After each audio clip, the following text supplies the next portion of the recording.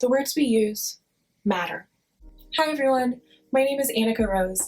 I'm a culture and communication enthusiast, a speech and hearing science student, and a lover of language. In my channel, I discuss the origin of words, their histories and etymologies, and their uses throughout the centuries. Today, I want to do a little bit of a different video. I'm going to talk about the etymology of the word etymology, and then I'm going to talk about why I think this history of words is so important, especially in light of current events. If you want to see more content like this, don't forget to give this video a big thumbs up and to subscribe to my channel.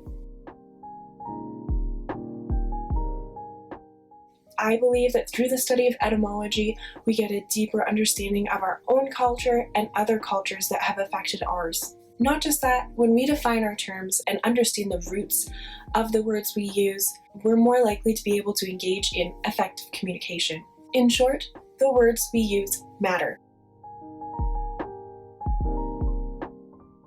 Etymology comes from the Greek. The morpheme etym means true sense, or sense of truth. The suffix ology means the study of. So etymology, looking at the roots, literally means the study of the sense of truth.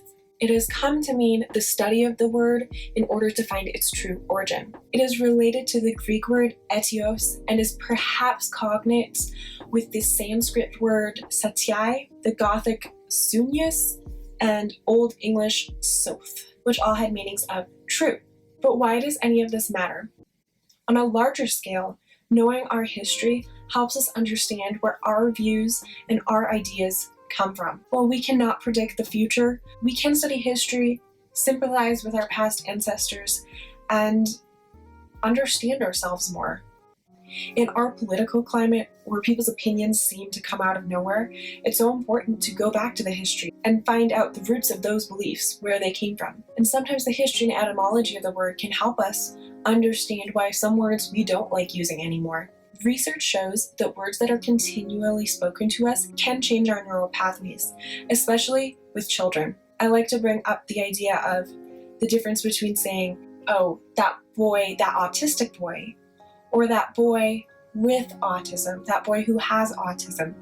He is not just an autistic boy, he is a human being with so many other things other than his disability. On a lighter note, think about the difference between getting a text message that says, love ya, or a text that says, I love you, sweetheart. Completely different meaning, almost exactly the same words. What you say and how you say it matters. Just because you're focusing on one thing doesn't mean that all other things don't happen. We have to choose our words wisely, and we cannot speak on every single subject. Just because we want to save the rainforests does not mean that we don't want to save other forests. It's just rainforests are the ones that need our help. The fact that a black person is more likely to suffer from police brutality, statistically speaking, than a white person does not diminish the fact that white people regularly suffer from police brutality, as well as very good police officers suffering from brutality as well. But it is black people who are most at risk. So that's what we're focusing on.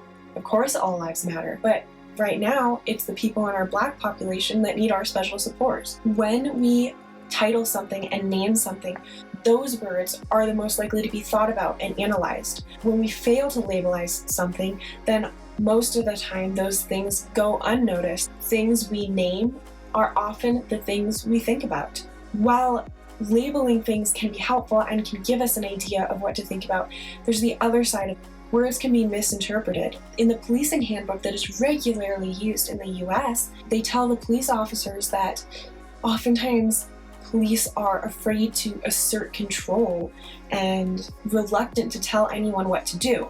This might be good advice for a police officer who is shy and doesn't like to put his foot down, to horrible advice to a police officer who has aggressive tendencies. Maybe if the policing handbook defined what control looks like and asserting dominance, perhaps they were meaning it in a more positive light. But by most accounts and by most interpretations, it doesn't come across that way. And for many police officers, as we can see, it doesn't seem to be doing it any good. I'd like to quote Malcolm Gladwell in one of my favorite books, Talking to Strangers.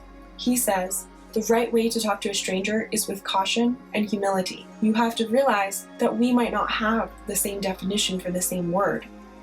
We have to go back to its origins to figure out, okay, are we talking about the same thing? And only then can we have meaningful conversations about all of the things that affect us in our life. What we learn through tracing the roots of words is our common ties to other people, our culture, our shared experience, and some really cool words. In short, the words we use matter. I hope you enjoyed that video. I was planning on releasing a different video today actually, and I have it filmed. I'm really excited about it, but it really didn't seem like the right video given the times that we're in right now. If you have any suggestions on words you would like me to research, please comment them down below or send me a DM on Instagram. I would love to hear from you. Thank you again for your support, and I will see you next Tuesday.